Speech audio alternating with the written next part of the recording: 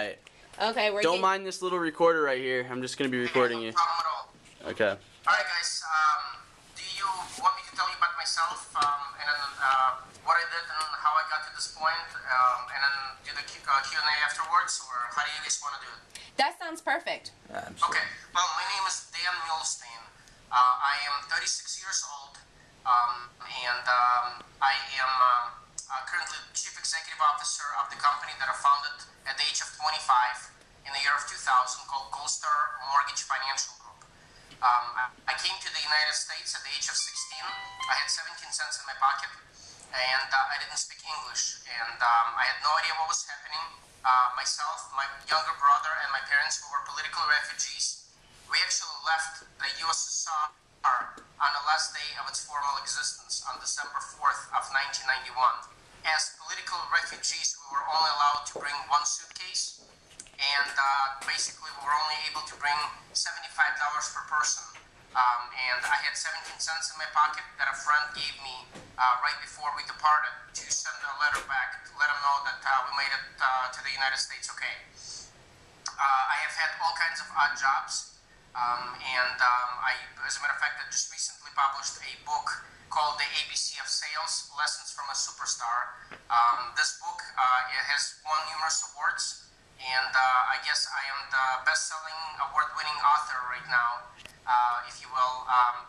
The name of the book is ABC of Sales, Lessons from a Superstar. ABC stands for Always Be Closing, and there's a subtitle that's called How a Russian Immigrant with 17 cents in the Pocket became one of the top mortgage bankers of all time. But this is me now. It wasn't as easy in the beginning. One of the jobs in May of 1992, I was honored and privileged to get a job at McDonald's.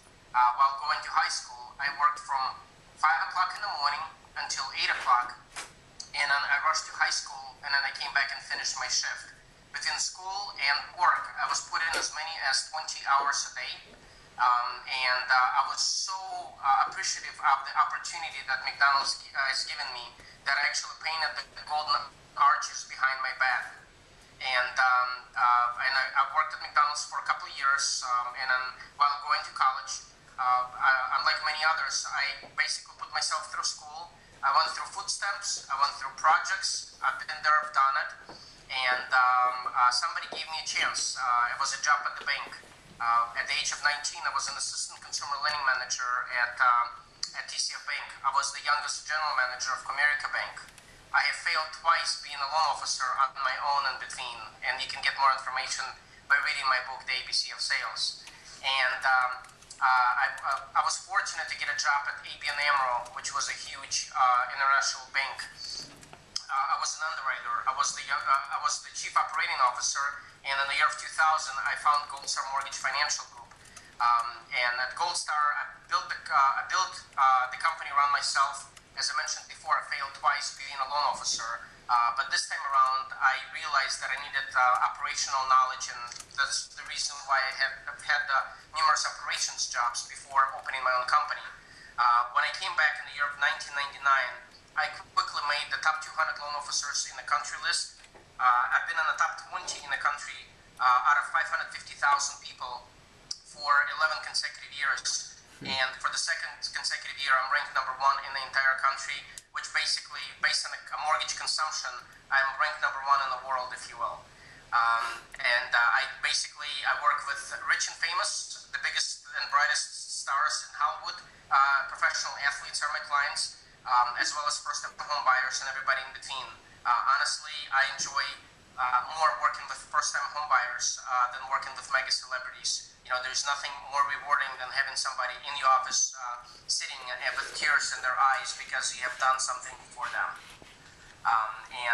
At this point in time, Goldstar Mortgage employs over 500 employees in 43 offices across the United States, and we fund billions of dollars. We are 43rd largest financial institution or lending institution in the country as well. And I built it all during the worst economic crisis of all times. The Inc. 500 put us as 349th fastest growing financial, or 349th fastest growing company in the United States. Our revenues in the worst economic economic downturn have gone up 712%. And a lot of the people that I used to work for are now working for me. So, Never a bad thing. I can spend hours and hours telling you all about it. And but you know what? There's not a day goes by that I don't wake up and look in the mirror and I keep asking myself, can you believe for a kid coming here with 17 cents, not speaking the language, not knowing anything, and being where I'm at today? And I keep just reminding myself that it's only possible in America. So the first book, which is the ABC of Sales, I have it right here. All right. Basically, this was it was on my bucket list, and I wanted to write a book and tell the world my story. I met Chris Gardner. He was played by Will Smith in the movie Pursuit of Happiness during the Inc. 500 Awards, and we had a chat, and he had suggested that I write this book. So even though it's called the ABC of Sales, the first 4 chapters about my life and getting to the point where I'm at today, the middle parts are sales, and at the end of the book is Gold Star case study, basically how I was able to build this company from a closet where I was working by myself into one of the brightest companies in the United States and perhaps in the entire world as well. So I'm working on book number 2 and book number 3 right now, but it's more of a fun. It's all about the work ethic. Last time I called in sick was in 1998. That's when somebody else signed my paycheck last time. Dead or alive, I'm always working, and I always make sure that my company, and more importantly, my employees are taken care of. Gold Star has won numerous awards. In my opinion, the most prestigious is one of the top workplaces. We've made the list for 3 consecutive years. We have very little or no turnover within our company, and not only have been able to keep my crew during the financial downturn together, but also have been able to expand at everybody else's expense. So that's my 25-second story, if you will. Now, the floor is yours. Ask me any questions. All right. From what I've known, starting the business is probably the hardest step to take, getting that first step going. What would you say was the hardest point of getting your business, like getting it first on the road? Well, it's the biggest thing is work ethic. As I mentioned before, I was a loan officer and I failed twice. Yeah. My problem back then was while I was a very ambitious salesman, I didn't know what I was selling. I didn't have the operational knowledge or background. I didn't have any mentors, and I didn't quite honestly know what I was doing. And one of the biggest advice I would give you right now is don't ever put a paycheck ahead of your client's needs. The founder of McDonald's, Ray Kroc, said once that you don't look at the bottom line, look at the number of customers you have served, and the bottom line would come. And that's why on the McDonald's, the golden arches sign, you see over 99 billion people served. And you just basically have to, besides the idea, you need to know, timing is very important. You need to know what it is that you're doing. And I know that you live in today's world and you need the money today, but even if you have to pick up a second job while you're building your business, that's exactly what I did, to supplement the income and just worry about taking care of your clients. They will come back, I promise you they will. And looking at the clients that I have helped, and I personally have helped over 36,000 customers across the country and overseas as well. In a short 12 years, look, I'm 36 years old, and I run this huge enterprise that was nothing but the closet space 12 years ago.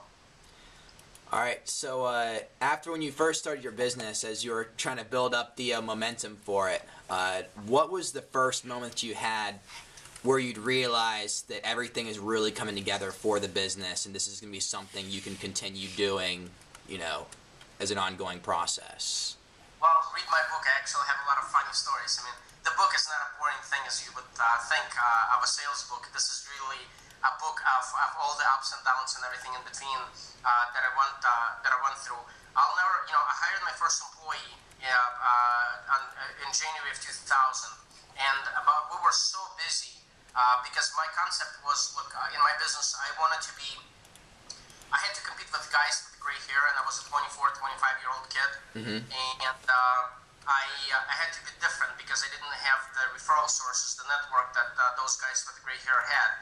And so my concept was high volume at discount prices. My policy was nobody walks on me. And I'll never forget looking at Brink, that's his name, my first employee, who's still with me to this day, and basically saying, hey, can you getting my paycheck on a Friday was like $6,000 for a week. I was like, can you believe this? Do you really think this is going to go forever?